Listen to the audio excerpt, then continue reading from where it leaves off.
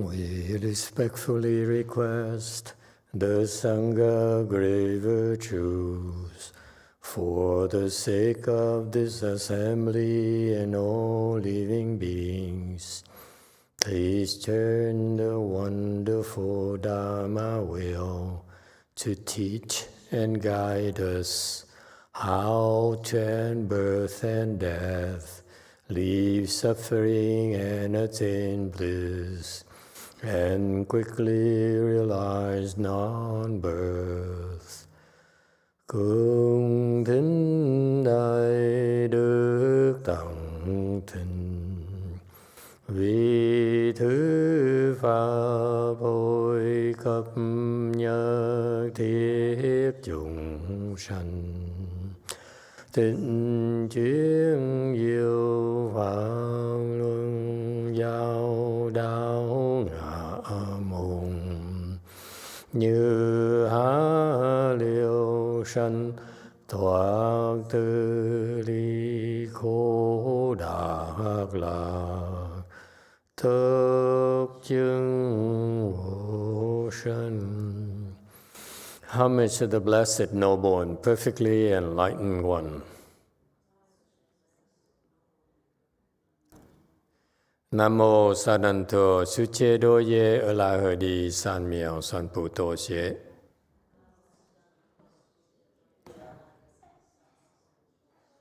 Nam mô Tăng Trạc Thà Tô Ya Đà Lya A La Hà Đế Tam Miệu Tam Bồ Đà Toa.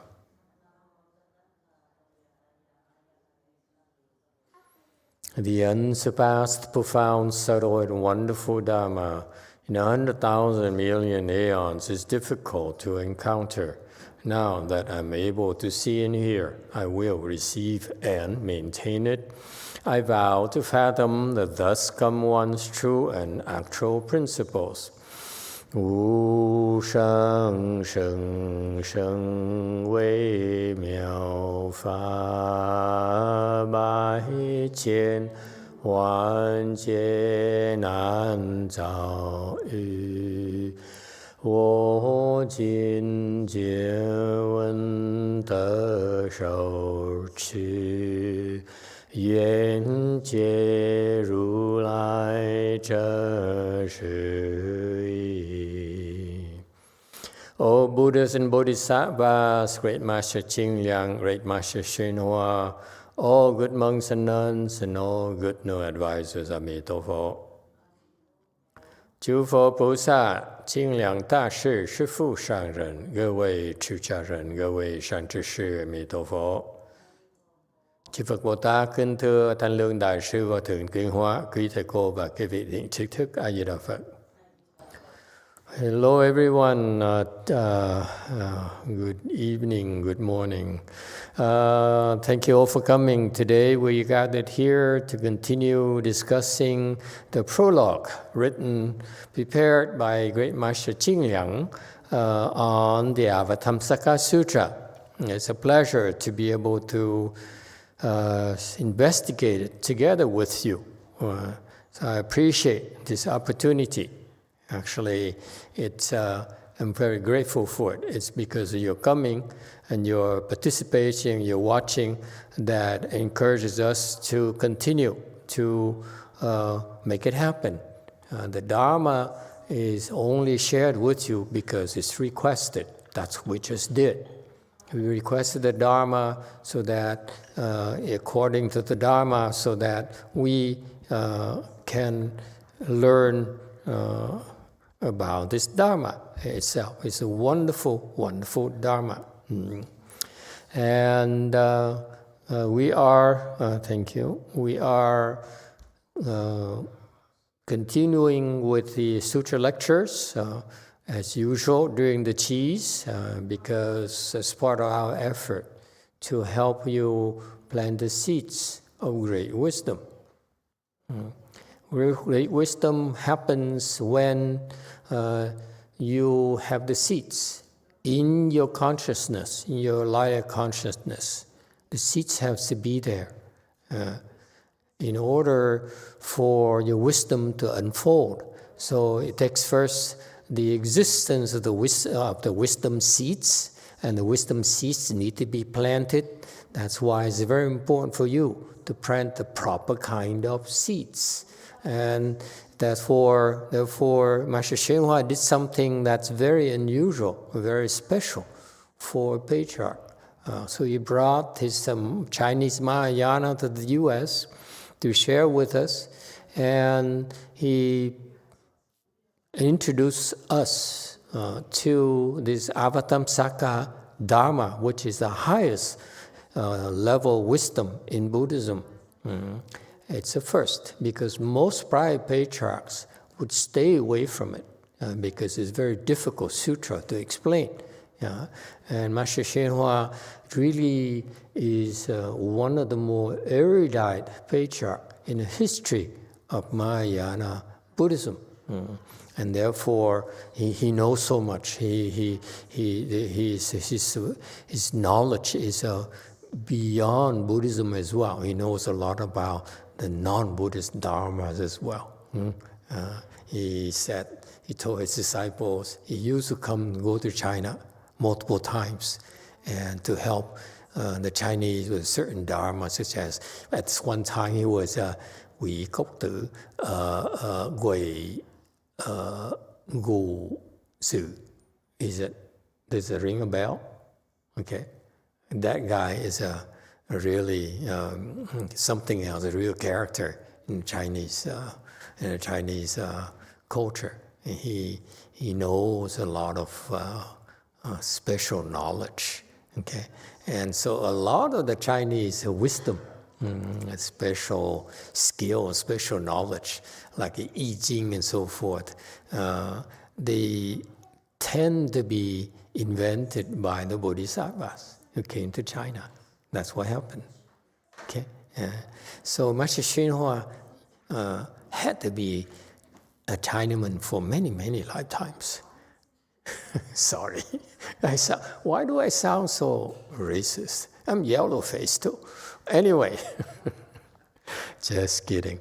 So he was in China multiple times, and so it's not surprising that he was chosen to be a last Chinese patriarch and the first American patriarch, so that he can bring the Chinese culture to United States. Okay, so he has tremendous knowledge that, he spent 50 years of his life trying to transmit it to us. And so that's why I'm telling you, whatever he taught was stored in these tapes, cassette tapes, and that there's a mountain of them, and incredible information. I hope in your generation, you'll get a chance, future generation have a chance to investigate it, because it's a real treat to be able to study his teachings. Okay, so thank you for that opportunity. We are in the midst of discussing what this sutra about. The prologue is a general introduction to give us some ideas on what to expect, what we can expect to learn from the Avatamsaka Sutra. And so we are discussing door number 2, which is about stores and the teachings containing it, and so forth. And so we are, it's a long and very involved, so don't worry. Mahayana is always dispersed by bits and morsels. Okay? There's no teaching in Mahayana that requires you to sit down and write a thesis, like your master's thesis or PhD thesis. Mahayana is so vast that all you can do is give bits and pieces. Okay, it's not enough information. It's not enough time to give the information to you. For example, this particular sutra has 3 different versions. The ones we're studying that's transmitted from India to China and then now here, and we need to be grateful again to Master YongHua disciples, those who translated it into English. It's a very tough job to do. For example, they only stop at door number 2, I think, right? And we're trying to do door number 3, right? Our Chinese disciples are trying to translate from Chinese into English. Door number 3 has been over a year now. I don't think that they're anywhere near completion. It's tough. So we do the best we can, okay? It's an ongoing process. And so don't worry, you learn much you can as usual. It's way beyond you, way beyond me. So we investigate it together. It goes in one ear, goes out the other immediately. Okay, so it's no trace at all.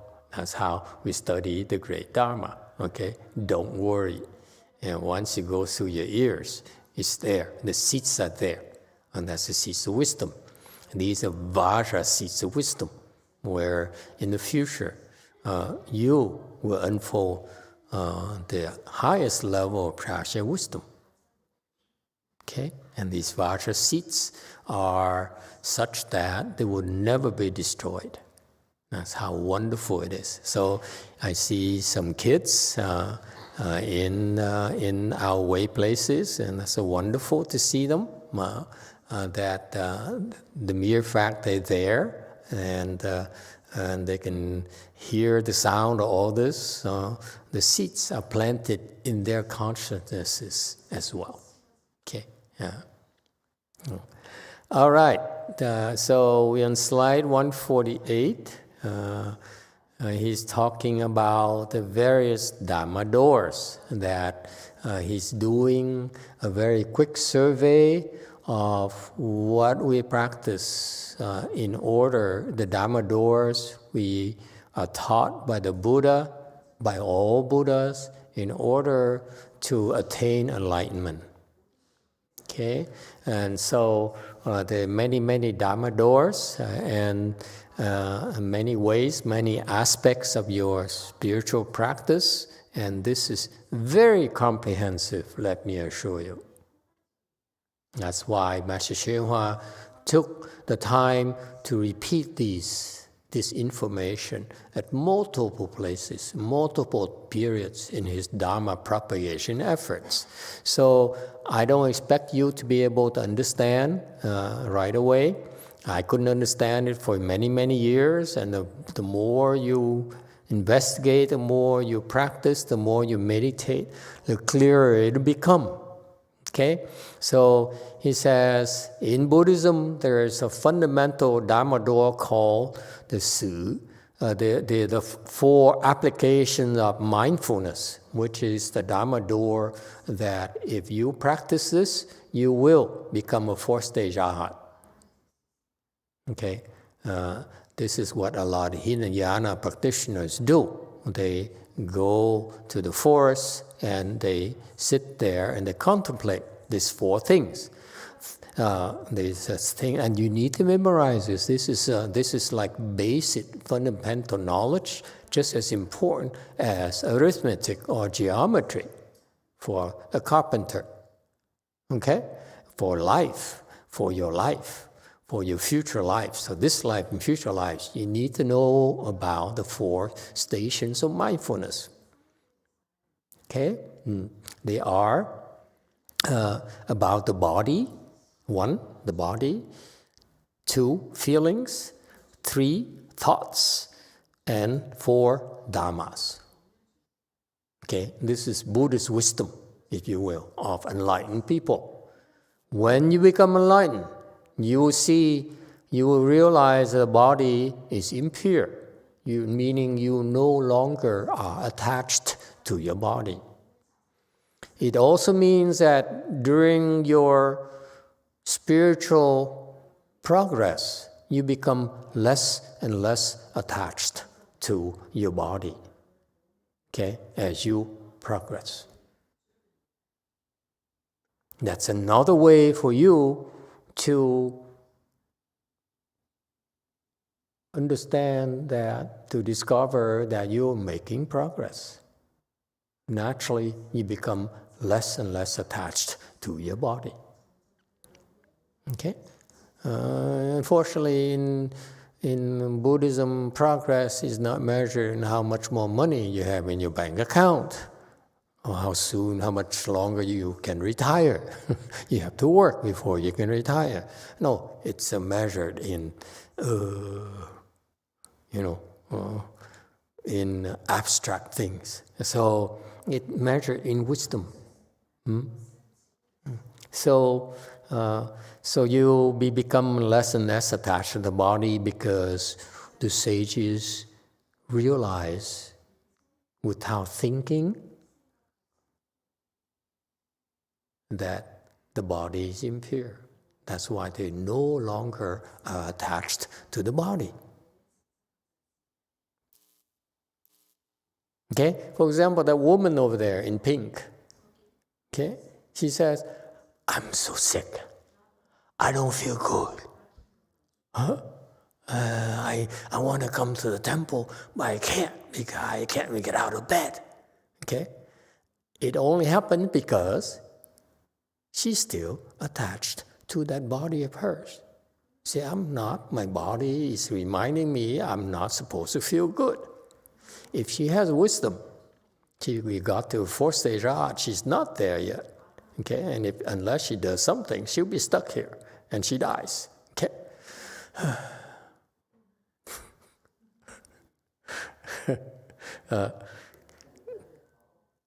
And you say, so much suffering. You better believe it. That's next. Feelings are suffering.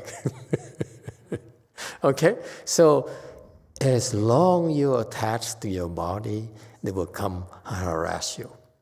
When with the fourth stage arhats or higher practitioners, they are no longer attached to bodies, and therefore they can rise above all the sicknesses and all the suffering.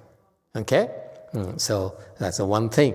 You're not as attached to the body. It doesn't mean that you stop going to the beauty parlor at all. There's times where you need to go to the beauty parlor because you're on an important date. Yeah, live a little, come on. Cultivation doesn't mean that you stop living. If you stop living, that you might as well become a monk. I'm not sure we want people like that. I'm a monk. I don't want to live. Seriously? So anyway, the body is impure. So you become less and less attached to the body. Okay. Also, if you have wisdom, then you realize that feelings are suffering. In particular, feelings of good feelings. They really are suffering. And this is when we lose our Caucasian friends. When they say, what kind of cult are you? Good feelings are suffering. Feelings of love are suffering. I don't believe it, you say. Yeah? And again, talking about the girl in pink. When you're sick, that's when you drag your body to the temple and say, I'm going to die at the temple. And if you die at the temple, we dig a hole and throw you in the hole. That's it. And we tell no one. Because why? You're empty anyway. It doesn't matter. It's your body. We're not attached to your body. Are we? Of course not. Thank you. But if you drag your body to the temple like she used to do, that's when you feel better and you get healthier. Little secret we have, okay? We do things that are very unusual, our people. Go against the current. That's what we do. The current of ordinary people, the flow of ordinary people. You flow in ordinary people, then you are ordinary people. And that's all you're going to be. Yeah. Okay, feelings of suffering. Okay, remember that. So if you realize a feeling of suffering, that's when you begin to have significant wisdom.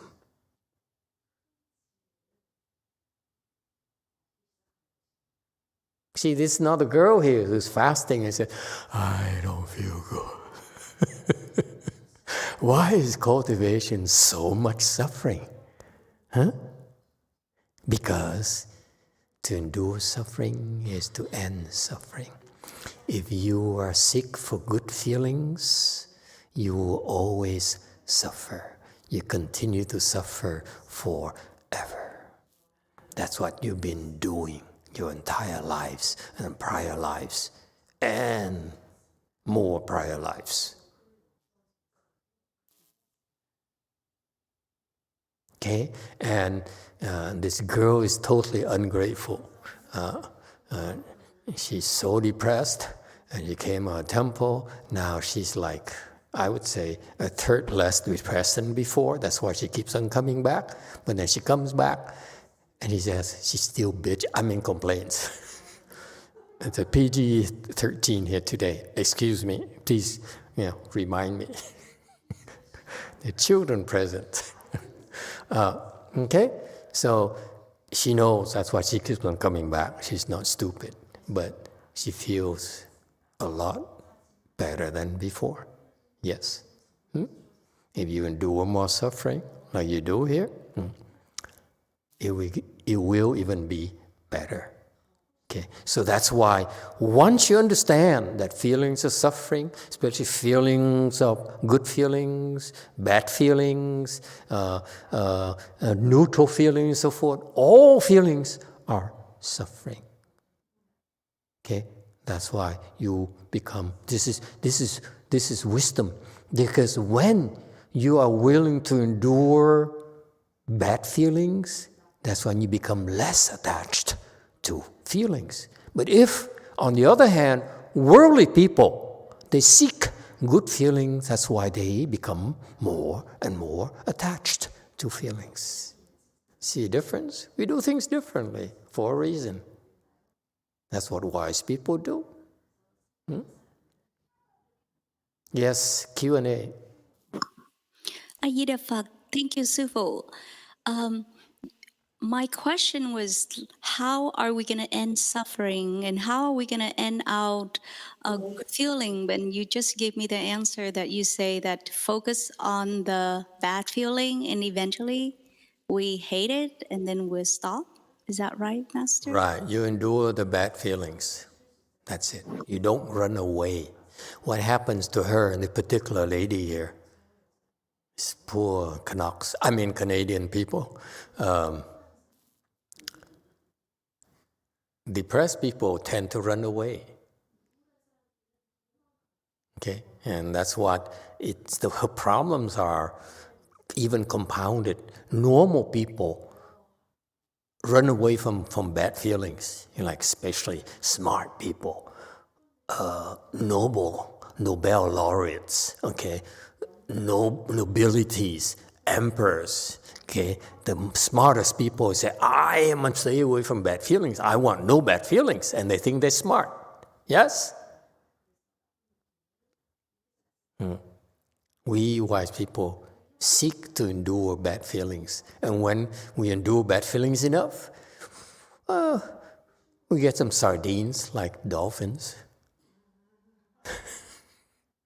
Okay? So Buddhists, we know how to train people how to endure bad feelings. So yes, absolutely.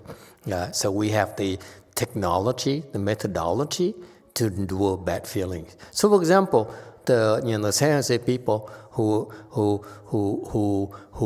help us build that Gold Forest thing there, from a dump into now a place where like a lot of people can come and practice. And some of them had a big head, say, I'm important, I'm feeling good about myself. That's why I made him feel bad. Remind him, hey, okay, feeling good about yourself is not allowed at our temple.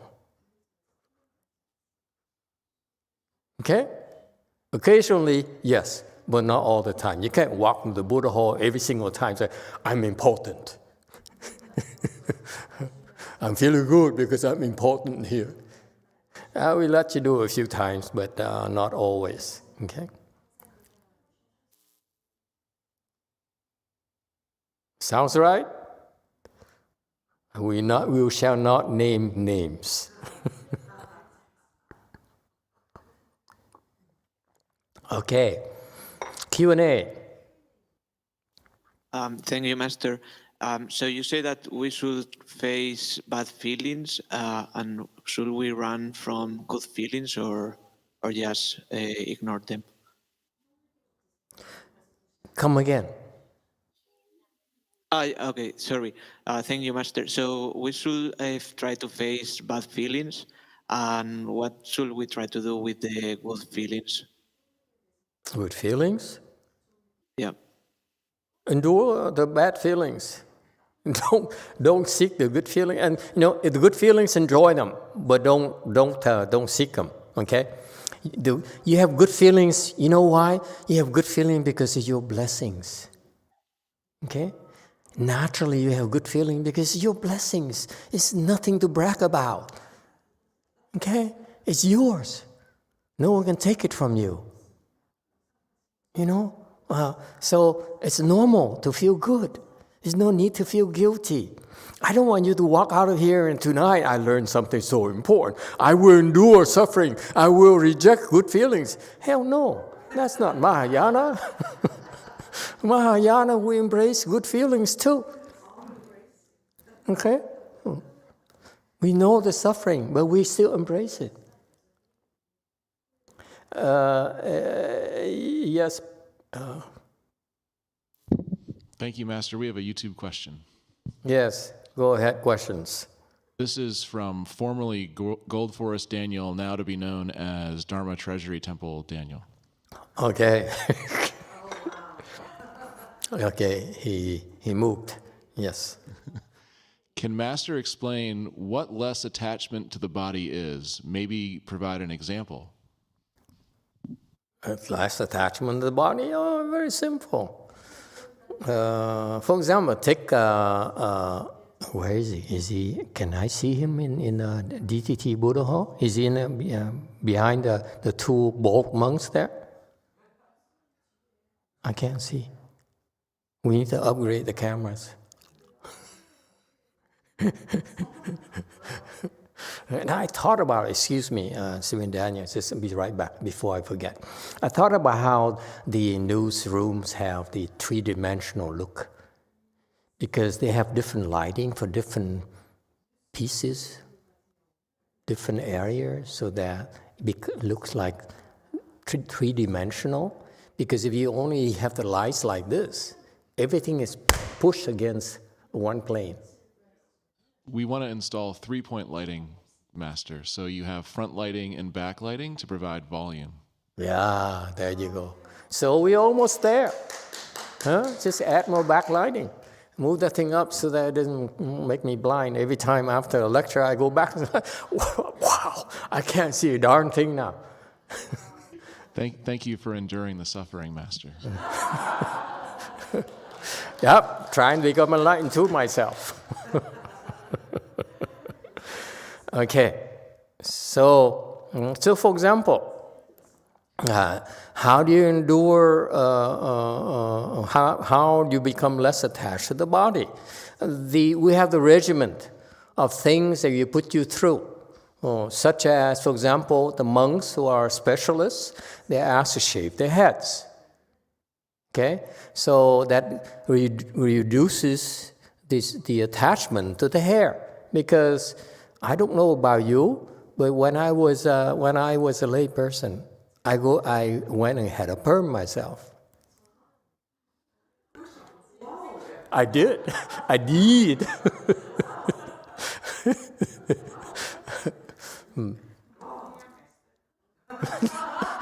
So I'm so glad when I became a monk, my master said, hey, shave your head, man. So one less trip to worry about, the barber shop. Yes, sir. Thank you, Master. As my niece and nephew would say, pics or it didn't happen. What? Come again? Pictures or it didn't happen. Picture. of your perm? Oh, that's a long time ago. There were no cameras back then.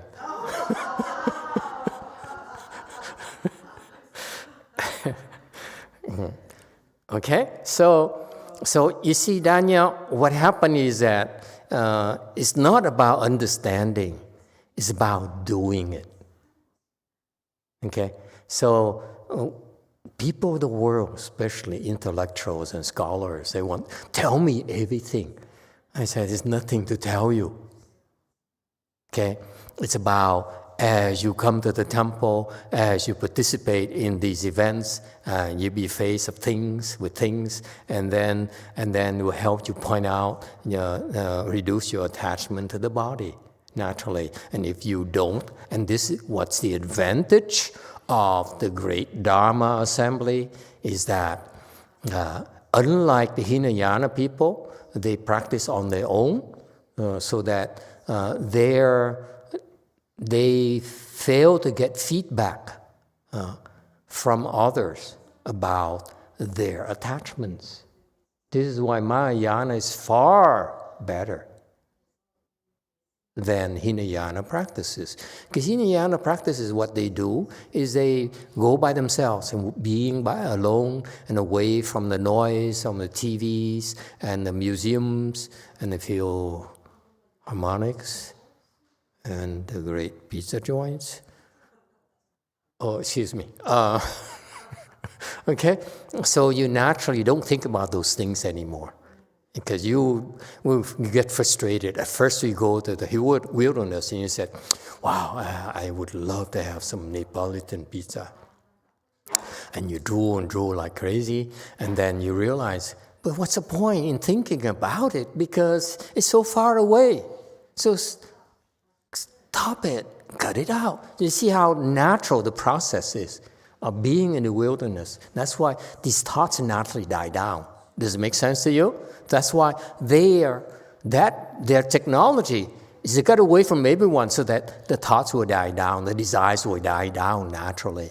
For us, we do the exact opposite. We go and have a great pizza. Oh, I know of a new joint. We discovered a new joint. If you behave yourself, I will take you there one of these days. Okay? So we look for noise, we look for excitement, okay? Because then instead of the Hinayana side where they let those attachments die down naturally by themselves, okay? Because they sit there and all of a sudden say, I feel like washing my clothes, okay? And suddenly say, but I have no detergent. And that's how you cut off attachment to detergent. Okay? So here, our process is different. In the Great Assembly Dharma, we get together with people. The people who didn't take a shower recently, okay? The people who snore. I was here at 2 a.m, someone was snoring. Disgusting thing. I couldn't sleep, not I'm trying to impress you. I couldn't sleep at all. Too much chi last night. Okay, so I had to, as well, since I can't sleep, I'm gonna go meditate and then brag about it later. So anyway, you see, when you're with others, somehow even your beloved son manages to irk you. Yes or no? Okay? And so you have a chance because there's so many people who afflict you so that you can see your attachments a lot quicker and a lot and a lot more clearly. Okay? It's much more multidimensional, your detachment. The attachment in Hinayana is very limited in dimensions. And here, we are afflicted by so many ways, by so many people, that we are multidimensional. Does it make sense now, boys and girls, now why we're doing this? And why your speed of progress compared to Master Xinhua's disciples who are taught to stay behind the four walls is 5 times faster. I measured already. That's why we caught up with them. That's how you caught up with them. That's why Master Z caught up with them. 5 times faster.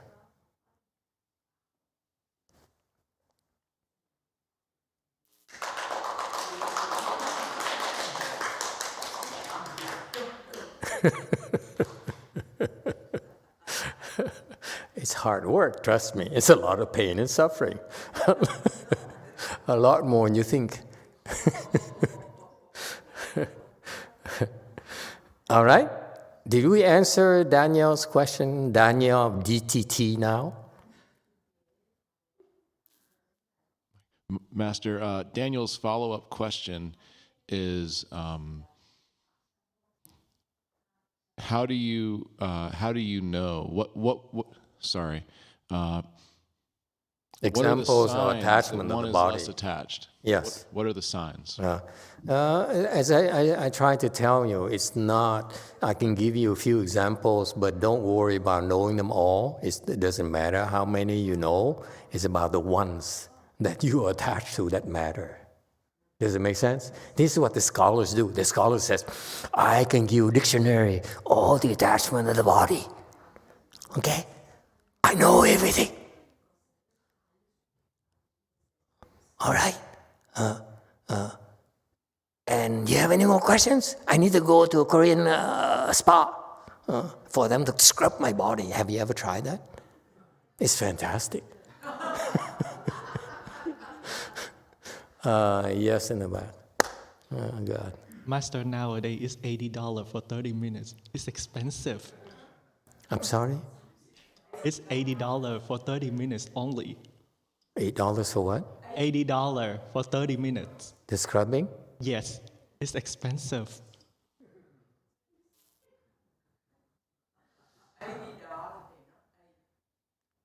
Usually not for me, because as soon as I say it, people would say, Master, I pay for it.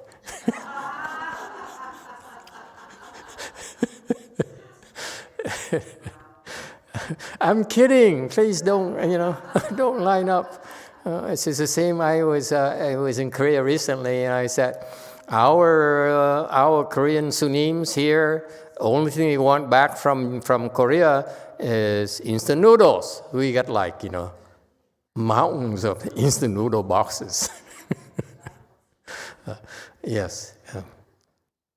I've never been to a Korean spa, okay? And don't bother. I just heard about it from my Korean disciples. Yeah. Yes, 3.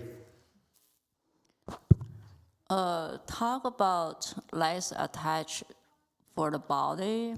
Last time I came back from, relaxation back to Canada, I feel like because my kidney problem started again, I really feel like no energy, whole body pain, whatever. Mm-hmm. And then, yeah, for sure, make me feel like depressed, right? So after I went to Chinese herb doctor, took some Chinese herb medicine, so get my energy back. Mm-hmm. So I feel much better. So I was thinking, so anybody really feel like a physically uncomfortable or bad or whatever, so how are you going to do less attach your body? How are you going to do it? How? I don't know. I just talk. I don't know. It's funny because it's the same vein as Daniel of DTT's question. Yeah. Give me an example of attachment of the body, attachment to feelings, and so forth. Okay, right there. I'm telling you the one thing that we put you through very quickly, for most people, is to sit in full lotus. We'll look at attachment to the body, attachment to the feelings, attachment to the thoughts. You see that? It's all at once. And then we chuckle, you poor soul, let me help you deal with attachment to the body. And then after that, we help you deal with attachment to feelings. And then attachment to the thoughts. If you can last that long. You have to earn it. Okay, thank you, Master. So you're leaving tomorrow? Soon, she says. Okay, and so this quick answer to Daniel's question, examples, and all the various questions is that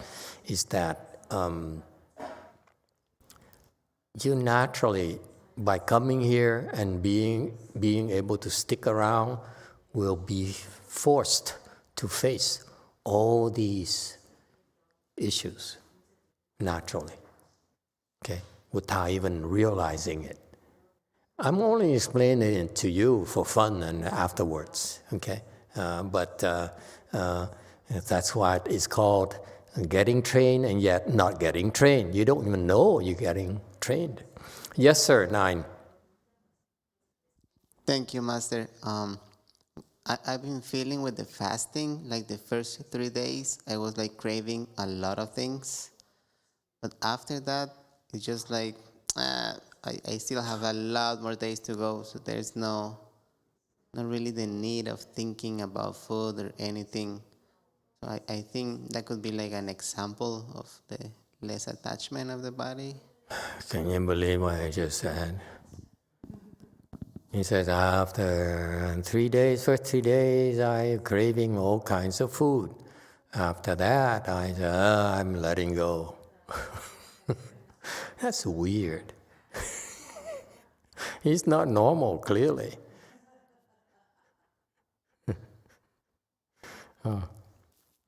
Normal people say, I'm out of here. What's the point? My wife loves me. I have a beautiful daughter. I'm going to enjoy it.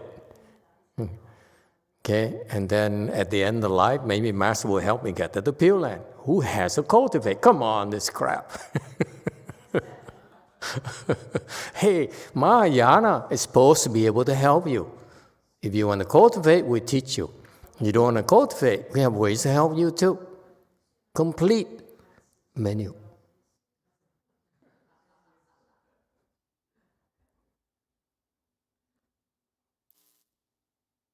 Okay? Because it's Mahayana can only help people who cultivate. That's not complete Mahayana to me. Okay? Try your best. That's all you have to do. And if you're sincere and you pass the tests, then you will find meaning in life and happiness and salvation. As what happened to Daniel? Is he still? He's hiding behind a pillar now, so I can't see him and pick on him anymore. I know. Okay, any other questions?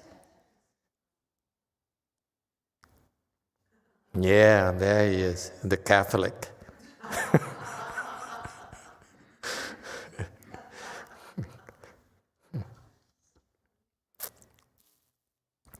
All right. Can I have my thing back? Okay. So the second thing is to realize part of your wisdom is to not become attached to your feelings because you know there's suffering. Okay. Number 3, realize thoughts are impermanent. Okay. When are you going to wake up to this? Okay. Thoughts are impermanent. What does it mean? They're not forever. Like when your wife tells you, I love you. Remember how long it lasted, huh?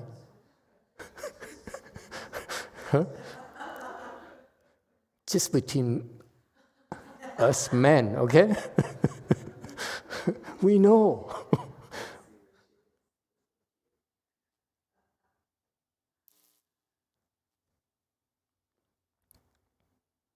Did I say more? But no, it's like,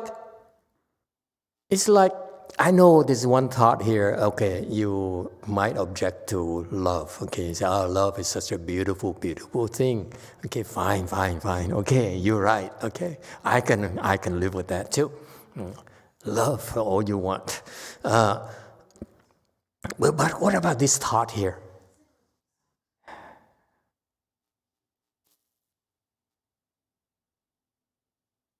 That you're young forever.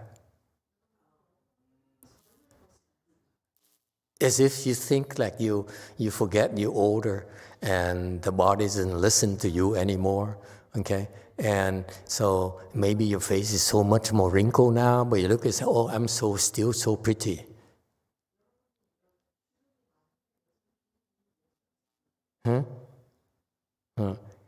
What about that as delusions?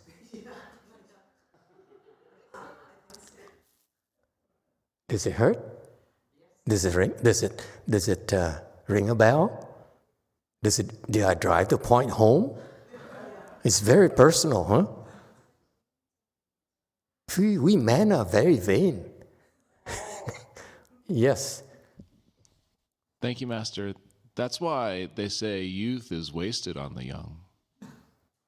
Youth is wasted on what? The young. On the young. They don't know what to do with it. I see. So much wisdom there. Okay, anyone else? No questions from the internet? Internet gave up saying these cults are just too much for them. Okay, so the thoughts are impermanent because the thoughts they die by themselves, they arise by themselves, and they die by themselves. Okay, including all thoughts that you have, they eventually die by themselves. Okay, meaning what? Don't do anything about your thoughts. Wise people. You think the people who have wisdom, they have no more thoughts? Only losers will have no more thoughts. Wisdom, people who have wisdom also have, some are losers. Okay? Yes, sir. Brady McBride has a YouTube comment. Yes. You will probably build up a huge attachment to wanting to feel and experience getting old. I don't. Sorry, not me. I want to be young forever. I don't know about you.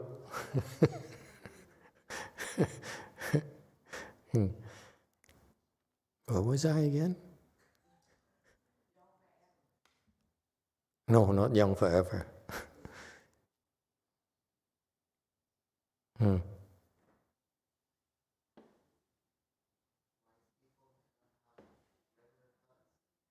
Sorry? White people somehow what? No, white people. These people are so racist. I cannot believe it. You are so racist.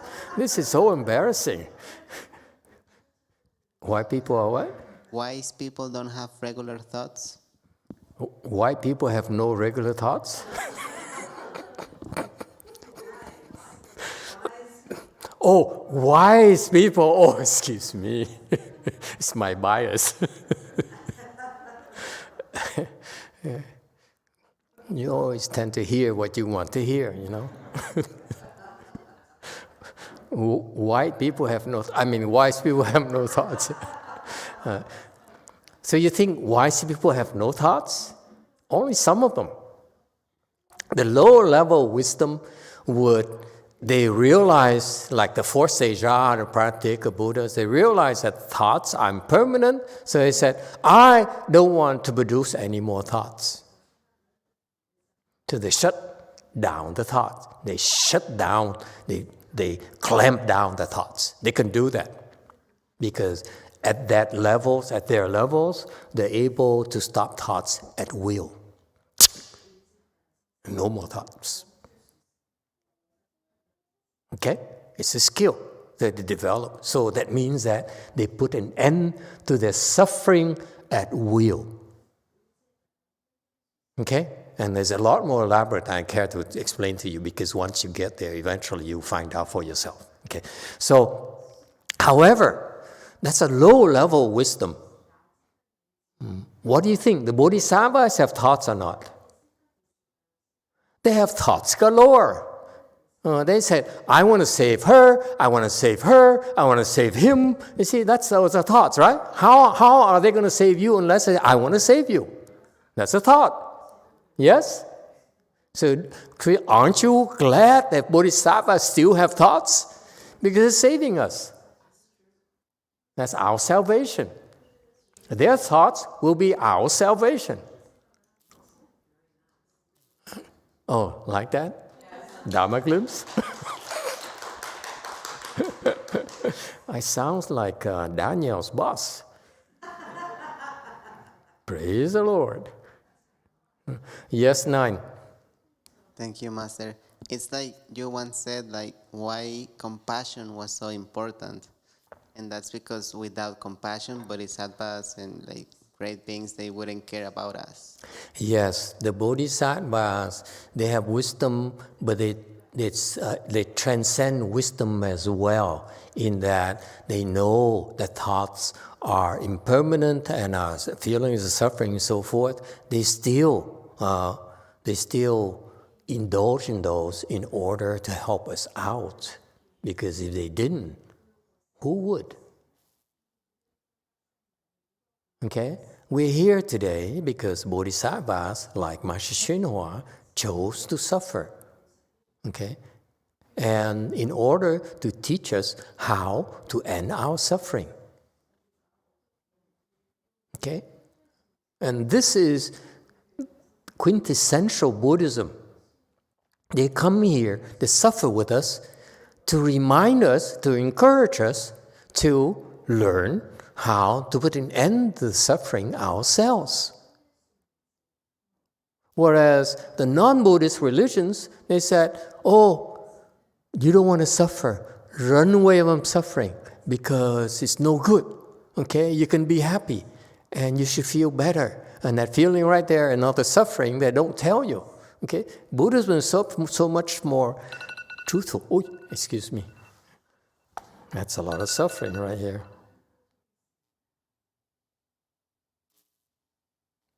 Sorry.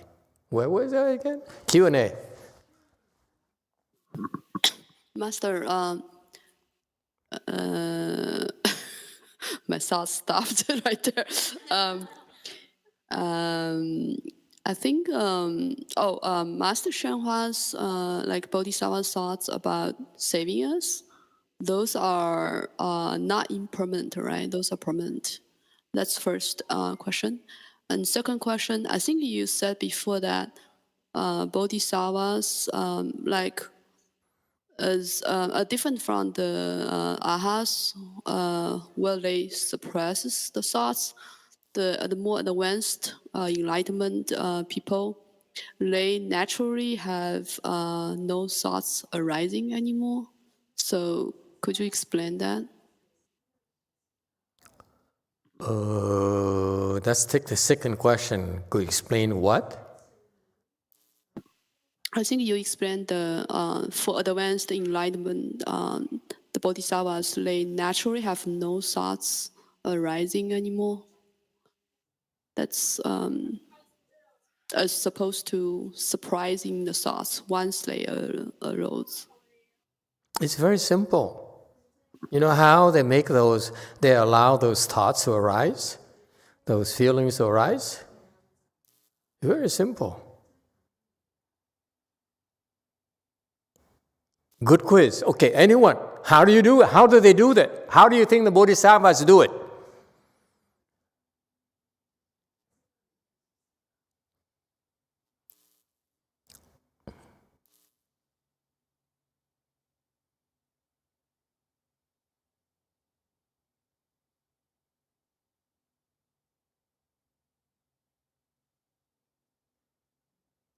How?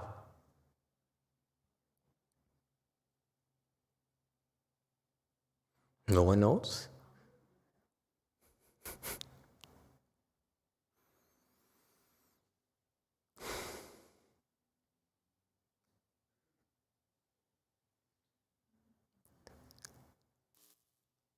You're waiting for a prize. I know some of you are tricky. You're waiting for me to say, since no one seems to know, $100.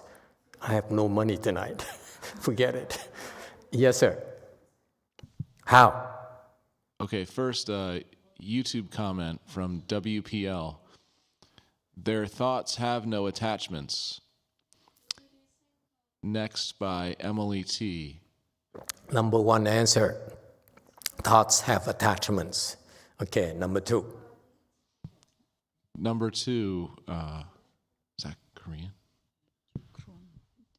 The Korean name is Dukron. Let the thought be. What's a thought be? Let the thought be. Let the thought be, that's a comment. Okay, why not? Okay. Number three, YouTube comment by Emily T. By looking at other people's suffering, others suffer, they suffer. Okay.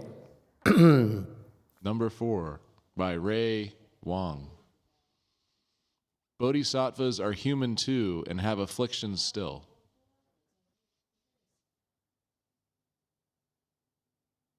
Okay. Number five, by me. By me? Who's me? Oh, me. I think even if we know how they do it, Master, that's not important how they do it, because you have to do it. You have to experience doing it to really know. There's some wisdom in there somewhere. Let me think about it. Yes, Conk.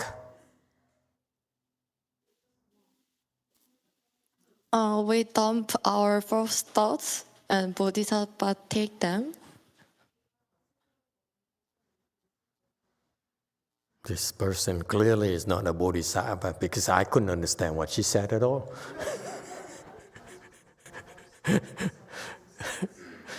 Repeat.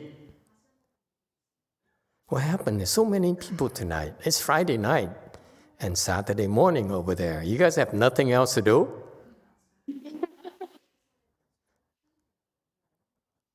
I think so. Yeah, they said they have nothing to do. They have nothing to do.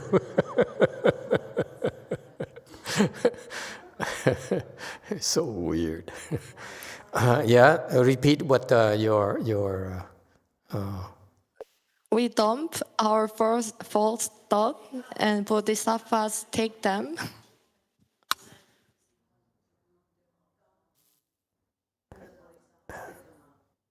It's okay. Don't try so hard. Okay. 9. Thank you, Master. Maybe Bodhisattvas, they take like a transformation body in order to help us. Okay. And a Q&A. Go ahead. Say whatever. Your turn. You said you want to say something, right? Yeah. Answer it. Go ahead. Answer it. Answer it.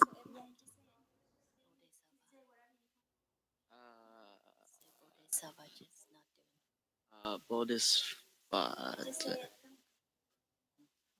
say what you were about to say.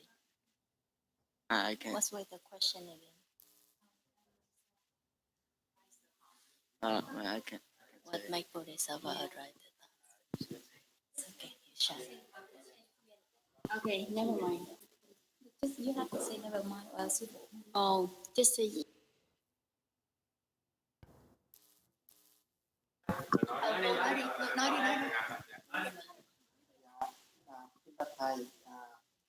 Theo con nghĩ các vị Bồ Tát có tát và không có tát. Khi các ngài muốn làm việc gì đó, các ngài khởi niệm lên thì các ngài dùng cái tát đó. Mà khi nào mà các ngài mà không muốn dùng á, thì các ngài không khởi niệm. Okay. Emitofuo Master, I think that those bodhisattvas has either thought and no thought. So when they wanted to do something, they will let the thought arise. And when they don't want to do something, they will let the thought die down. Okay. You want a long version of the answer, or you want a one-liner? One-liners? Okay. I was hoping for a little bit longer version where, at least I still have a lot of time left. Okay, one-liner. Okay. Because there's a lot of materials to cover. You guys are so lazy. How do bodhisattvas do it? They take on a human body. And all the mess happens. This body is a...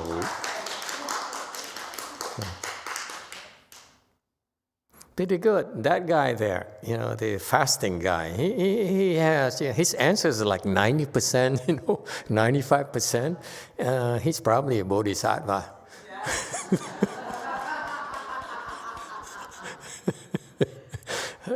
Reveal yourself.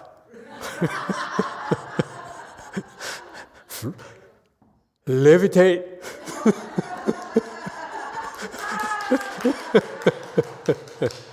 Emit light, do something. Yeah, impress us. Very good. Your answers are so advanced. It's just I'm running out of things to tell you nowadays. Pretty soon I can retire. Okay, so we at number 4. You should be mindful that the Dharmas are without self. Meaning? What? Bodhisattva in disguise? I put the pressure on him now. The rest of it can relax. Hey, man. Let the Bodhisattva go to work.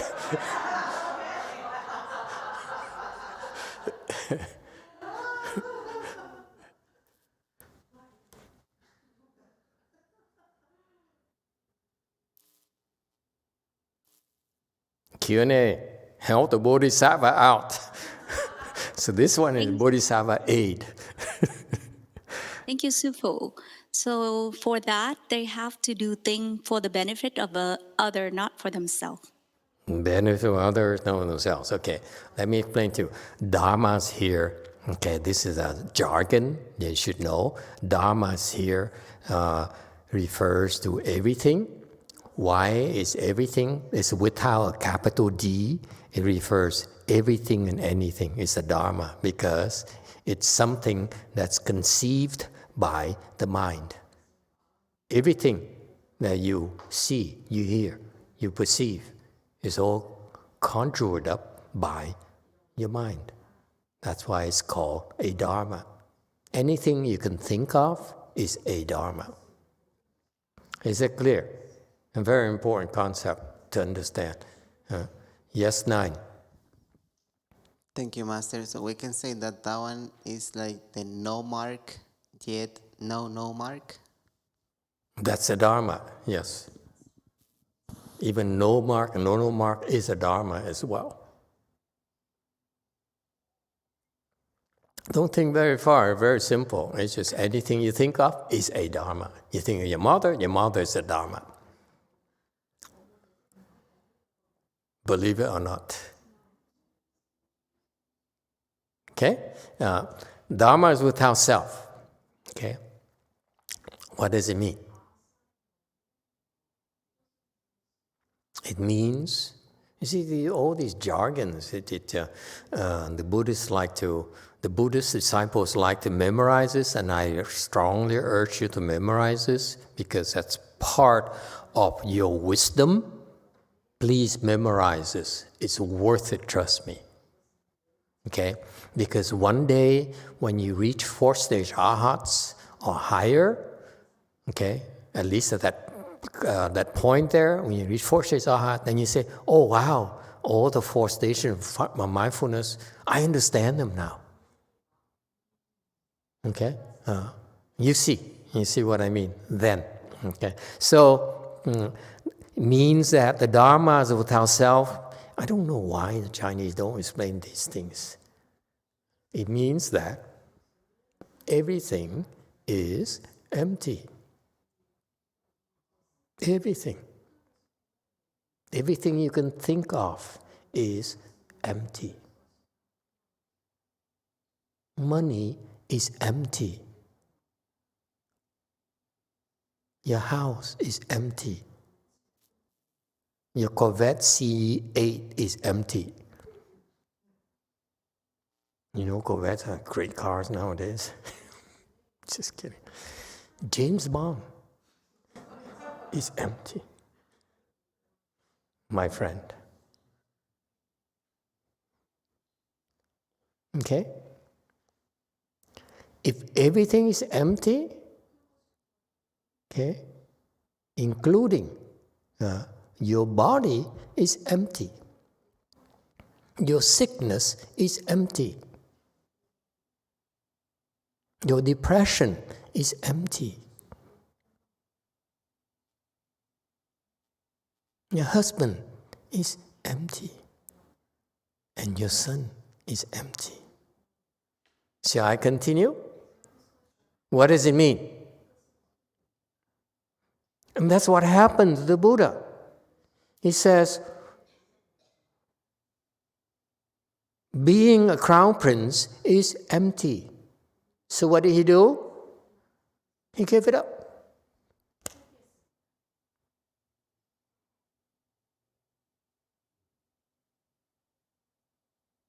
That's what it means, emptiness. Emptiness means that you are not attached to it anymore. So the Buddha, before he became a Buddha, he went through many lifetimes where he gave up this and that. So remember that story? When he was a crown prince, he has this royal elephant, which can defeat any army, and he gave it to his arch enemy. Okay? Because his father, hoping to train him to become the next king, gave him command of this royal elephant. And he gave it away. He said, I'm not attached to the royal elephant. Okay? And of course, the dad got upset, so kicked him out, threw him out. So he put his everything on a cart and pulled it with his wife. Okay? And two princes. Q&A.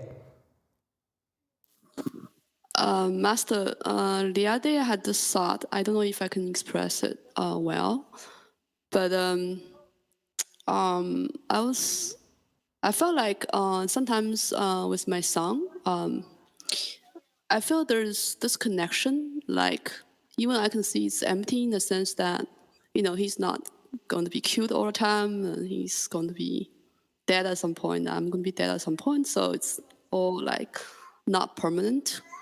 But I felt even I can see that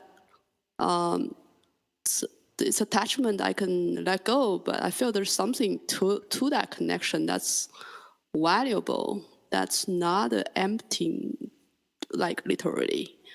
And then something else like I feel for example, like our connection to Master, I feel that's also something very deep, very it's not an empty thing. No, I'm not empty, guaranteed. Yeah. Thank you. I don't know what's like is there some value to that, to the thought, or can you? Yeah, that's the thought of wisdom. Master is not empty. Master needs more money, more temples, more disciples, more fame, more adoring disciples in particular. No, these are the concepts that, first of all, for the new initiates, the new people, they look at this, oh, this is a lot of nonsense, okay?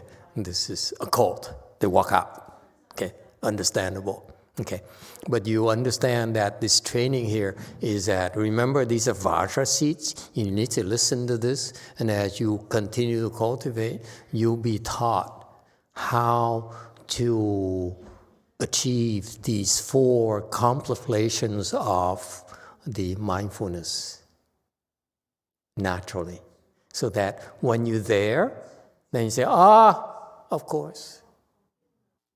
Then you yourself know. Okay? So it's not something we can say, oh, it's just like a recipe where, you do this and do that, you follow the procedure and then you get there. No, it doesn't work like that, because you get there without knowing is the key in Buddhism. You're not supposed to know. But you just got there. And then you look back and say, oh, wow, yeah. Has it happened? Okay? Yes, sir. Thank you, Master. A YouTube question from Jesus. Okay. Hello, Jesus. Master, is it the same to say that something has no self and that it depends on causes and conditions? No.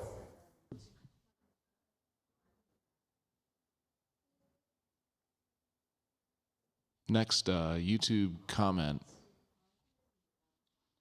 Yes. From T.S. Geppetto. When everything is empty, then all is fullness. All is what? Fullness. All is fullness? What is fullness? It's just a comment. Okay. No. Anyone else?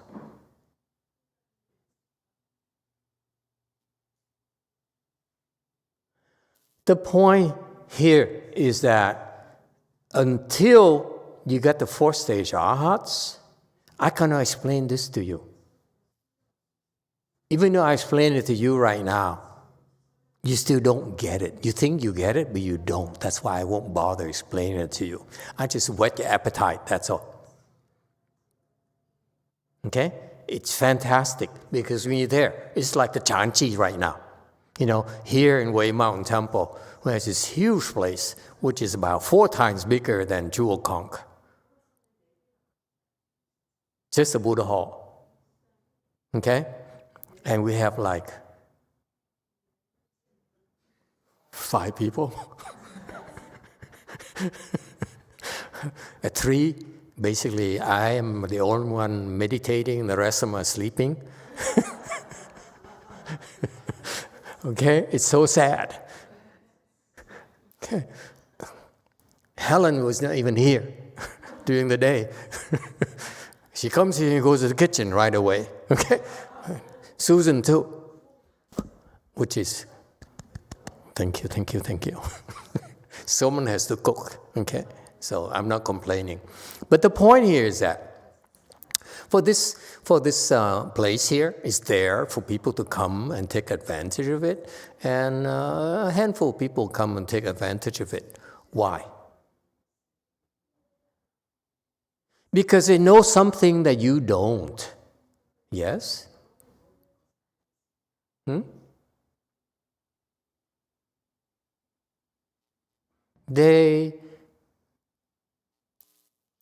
It's kind of hard for you who don't come, who don't practice Chan meditation, and who think this is, I am not into this. I only want to know. I want to learn only, and that's more interesting to me. I'm telling you about this other side of Buddhism that the scholars and the knowledge cannot give you. Okay, meaning that yes, the Buddhist teachings, for example, especially Hinayana teaching, I encourage you, if that interests you, to go in the Hinayana teaching, because it's intellectually stimulating, it's beautiful. Mahayana is sort of scary because you don't understand what they're talking about. That's why I can sit here and talk about this slide here, okay, for a long, long time, because it can go on and on and on and on. Because that's, if you're looking for knowledge, it's plenty to give you. And that's not why we're here. That's for the scholars. You want more knowledge, you go to the university. I'm not against it. I'm just against my disciples, left from people disciple to go for a PhD. Okay? To me, it's a waste of time. For lay people, you want to have a career in Buddhism, become a professor, I'm for it. Be all you can be. Okay? I have no problem with it. But the point is that if you're seeking knowledge, Buddhism is very stimulating. It's so interesting, so fascinating. It's very well structured. It's so logical. Okay? It's so beautiful, if you will. Okay? But you go into this Mahayana range here, where it becomes wonderful, where it goes beyond your thinking mind. And for that to happen, it's not going to happen by me explaining everything to you. Okay? It can only happen by you, by bringing you there and for you to experience it. Then you know. That's the only way. That's why the advanced Mahayana, the advanced Buddhist teachings, that's why I admire from Master YongHua. He's the only one I know of alive that I met, or the patriarchs of recent history, Chinese Buddhism, the one who excels at telling us how to get there.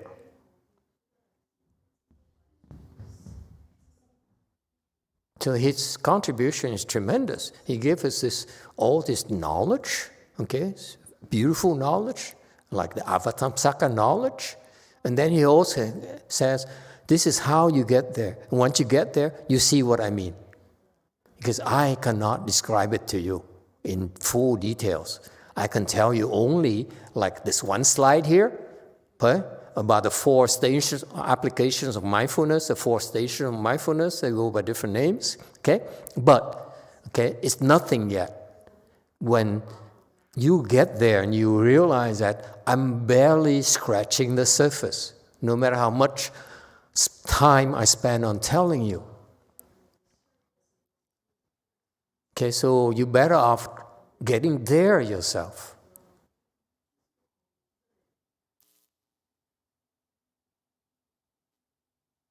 Okay, that's why he's so great. That's why I'm so grateful.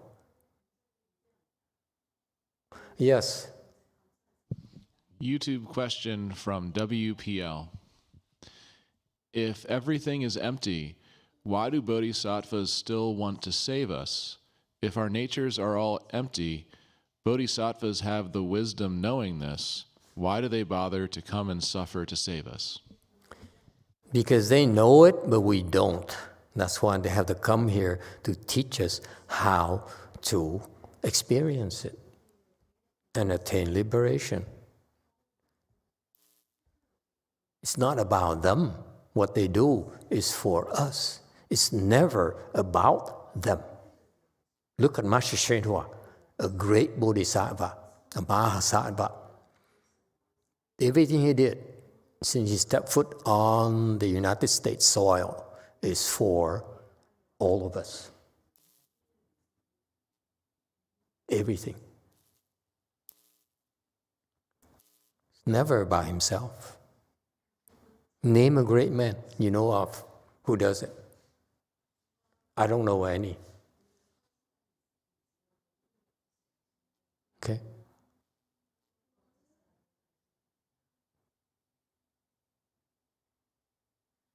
Isn't it great for you to know such a person, hear of such a person? He says, he is the greatest man. And when you are bored, you have nothing else to do, read more about him, find more about it. Because he's a great man and he taught us by example.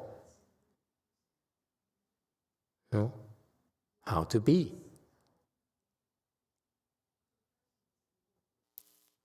Any other questions or comments?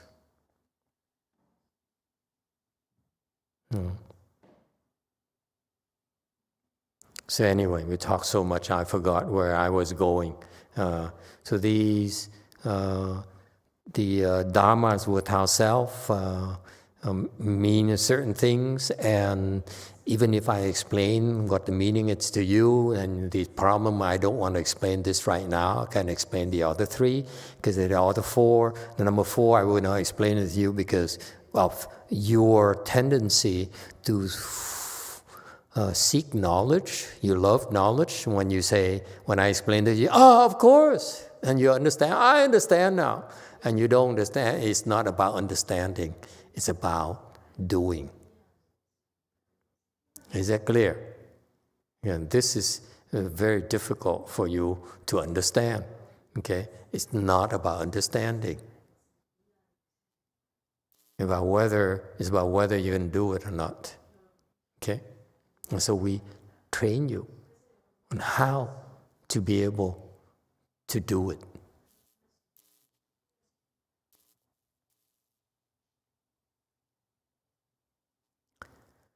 Questions or comments? Okay, next, we still have 15 minutes. Okay, now it might be of interest to quite a few people. Slide 149.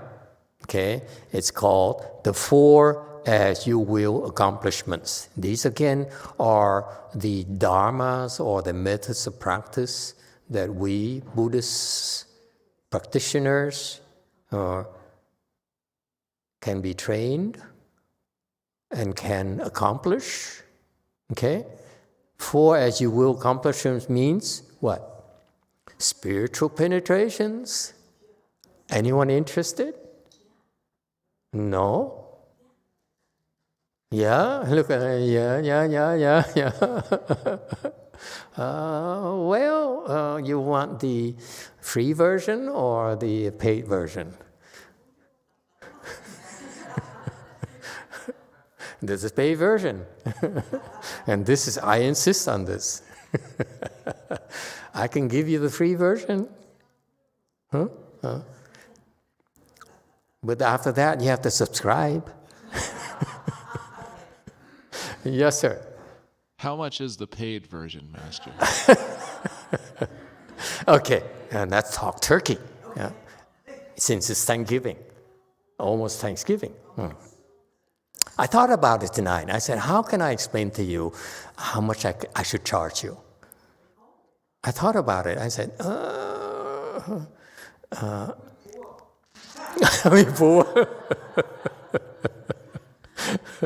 then it's not for you. You know, what's that Mr. Bezos with his ill-advised rocket with the wrong shape?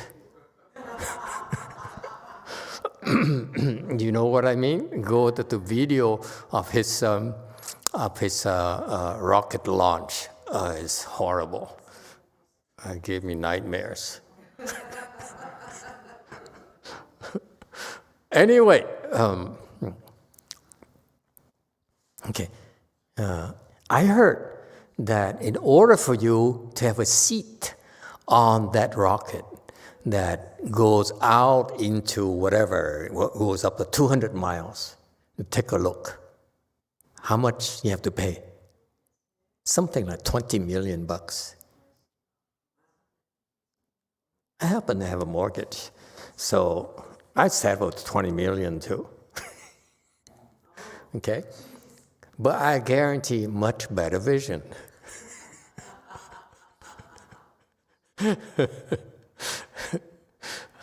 Anyway, I'm kidding. Okay.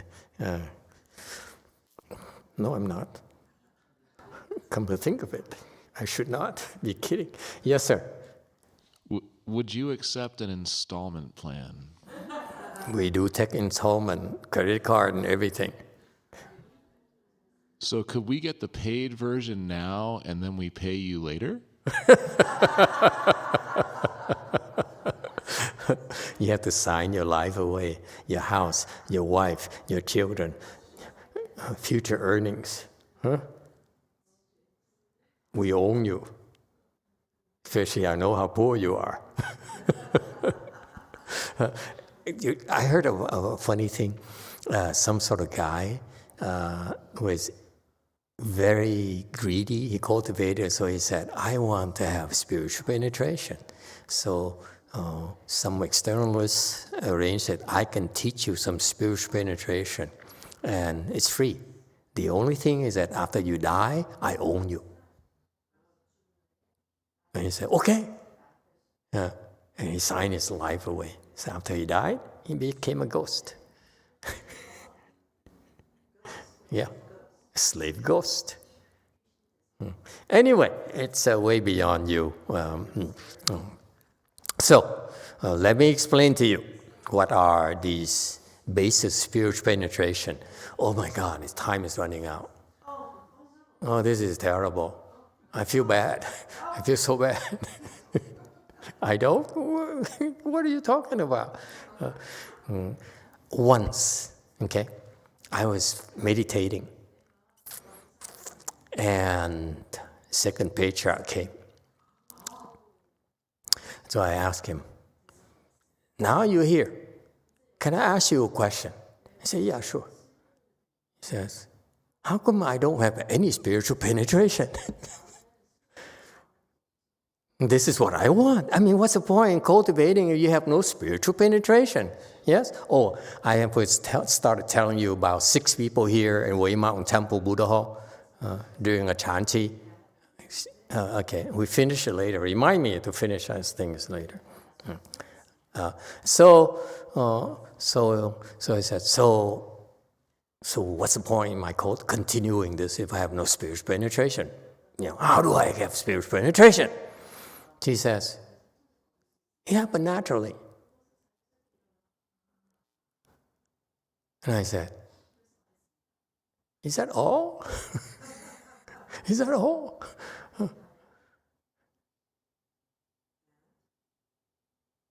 And I realized that not many people know how to develop spiritual penetration, including externalists.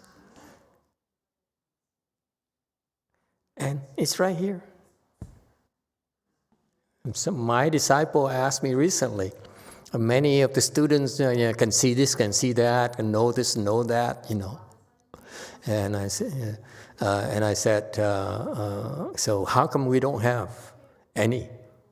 And I said, why would you want to have spiritual penetrations? It's a lot of hassle. If you can see things, they start asking you, what about my mother? What about my father? Okay, and they tell their friends to come and ask you, can you see my mother and my father? Okay, and so forth. All day, all you do is look, and harassed constantly. It's a lot of hassle. Most Chan masters do not want spiritual penetrations.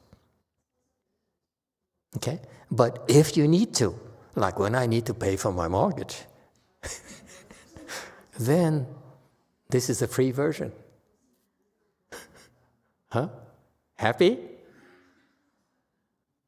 All you have to do is, it's available. Master Sri gave it away for free. I give it away for free as well. See? He set a precedent. He said, I'm going to give this away for free. I give for you a little bit more details. I said, this is how you develop spiritual penetration. If you want spiritual penetration, this is how you do it. But I don't recommend it. That's all. Now, see, the Bodhisattva is taking a photo.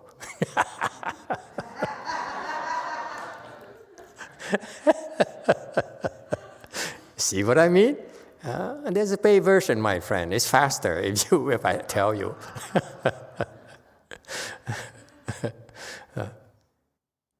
Okay? So anyway, we can go into spend more time on this if you're curious next time. But for tonight, I have 5 more minutes. So let me finish the story about here at Way Mountain Temple, this big church here. 12,000 square foot. 6,000 here at this level. Okay? And 5 people at 8 o'clock in the morning meditating. And half of them were sleeping. Why? Why are they doing it? What do you think? They know something you don't. You people who don't meditate don't know why they're doing this. Let me tell you. It feels so good. You feel so free. It's no depression.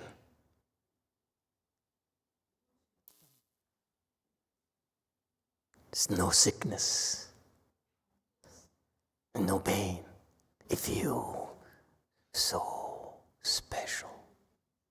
Yes or no? If you got to that, that's why you're hooked. You keep on going and going. And it's not because they're crazy, because they have blessings to be able to go to a place and experience it for free. You don't need to spend 20 million to go up there and take a look and go down. Oh, what a stupid thing to do. You must have too much money. And sitting on that weird-looking rocket.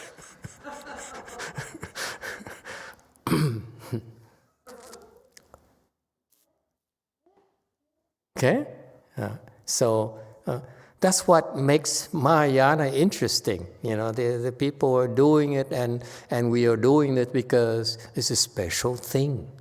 Where when you meditate and after you go beyond the initial pain in the legs and in the back and the hips and so forth, one day, okay, and you will come to you where, you know, when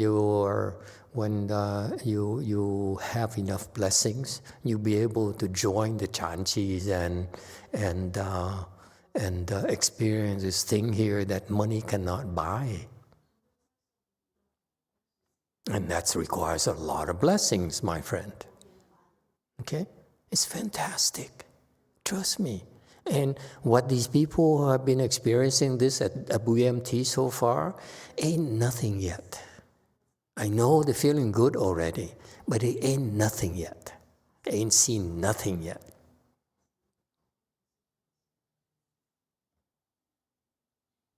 It's fantastic.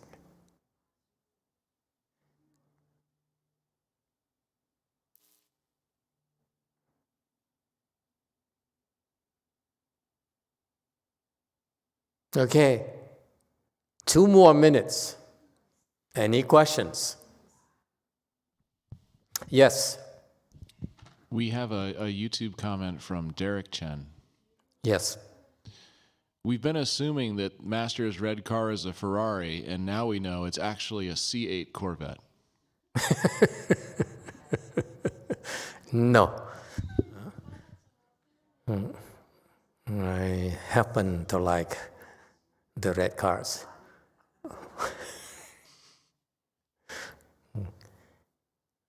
It's a dream of mine to drive one. Then I can die with no more regrets.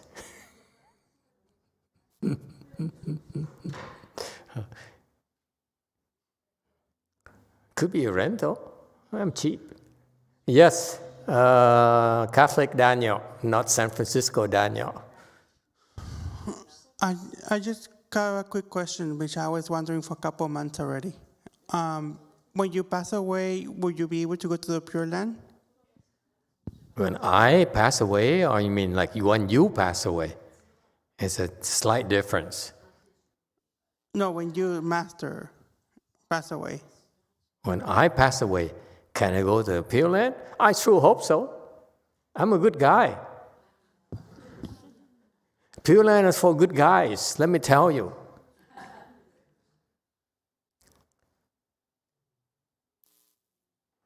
Okay, happy?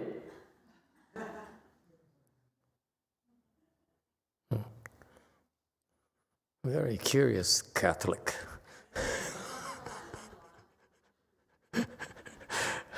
I don't know why he keeps on coming. Maybe he's a girlfriend. So instead of the girlfriend abusing him, she brings him here so that we abuse him. Keep him in check. Okay, thank you everyone. You've been real. Thank you so much. Wait a minute. I went over time, didn't I?